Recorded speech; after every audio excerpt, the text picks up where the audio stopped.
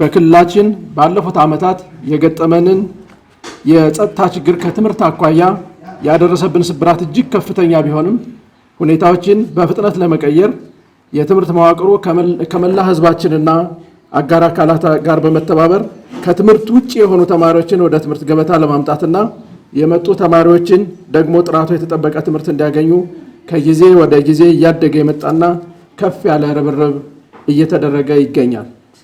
በትምህርት መዋቅራችን የትምህርት ጥራትን ከማስጠበቅ አኳያ ተደጋጋሚ ከሚነሱ የትምህርት ግብዓቶች ውስጥ የትምህርት ቤት ኮምፒውተር ማሟላት ጉዳይ ከዋነኞቹ አንዱ ሲሆን ባለፈው 6 ወር የግምገማ መድረካችንም በሁሉም ቀጠናዎች በጉልህ ተነስቶልናል። ከዚህም ባሻገር በሀገር ደረጃ በተለይ ዘንድሮ በ12ኛ ክፍል ሀገራዊ ፈተና የሚሰጠው በበይነ መረብ መሆኑና የክልላችን ትምህርት ቤቶች ከዲጂታላይዜሽን አንጻር ያሉበት ሁኔታ አሳሳቢ ሆኖ በመገኘቱ ጉዳዩን የክልሉ መንግስት አጀንዳ እንዲሆን አድርገነዋል። በዚህም የክልላችን መንግስት ትምህርት ላይ ኢንቨስት በማድረግ በኩል ያሉ በጎ ጅምሮች እንደተጠበቁ ሆነው የኮምፒውተር ግብዓትን በማሟላት በኩልም ካለን ውስን ሀብት በመነሳትና ለጉዳዩ ልዩ ትኩረት በመስጠት ከሁለተኛ ደረጃ ትምህርት ቤት ጀምረን እስከ ቅድመ አንደኛ ድረስ ደረጃ በደረጃ ቢያንስ በትምህርት ቤት አንድ የኮምፒውተር ላብ በማሟላት በኩል አቅደን ተግባራዊ እርምጃ ጀምረናል።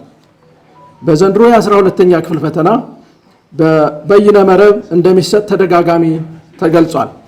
በዚህ ሂደት አብዛኞቹ የክልላችን ሁለተኛ ደረጃ ትምህርት ቤቶች ፈተናውን በራሳቸው የመስጠት አቅም ስለሌላቸው በክልላችን ውስጥ ወደሚገኙ ዩኒቨርሲቲዎች ማዘንበላችን አልቀረም።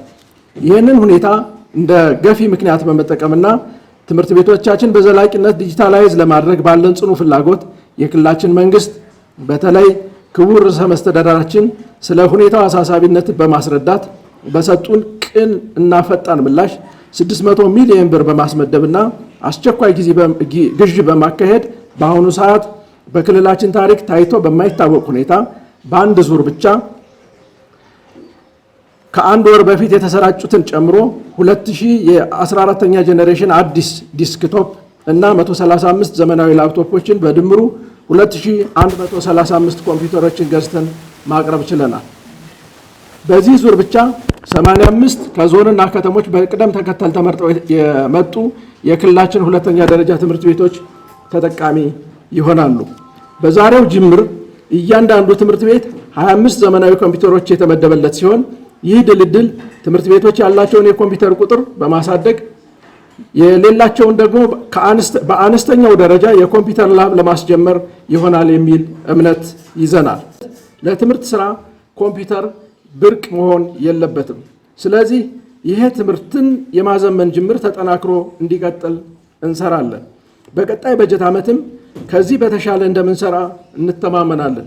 ሰፊ ዕቅድ አቅደን ውይይት ማድረግ እና ስራዎችን ጀምረናል። በዚሁ አጋጣሚ በትምህርት ዘርፍ የምትሰሩ ረጂ ድርጅቶች፣ የክልላችን ምሁራንና ባለሀብቶች ይህንን የክልሉን የትምህርት ግብዓት የማሟላትና የማዘመን በጎ እንቅስቃሴ እንድትደግፉ ጥሪ አስተላልፋለሁ። በጣም አመሰግናለሁ።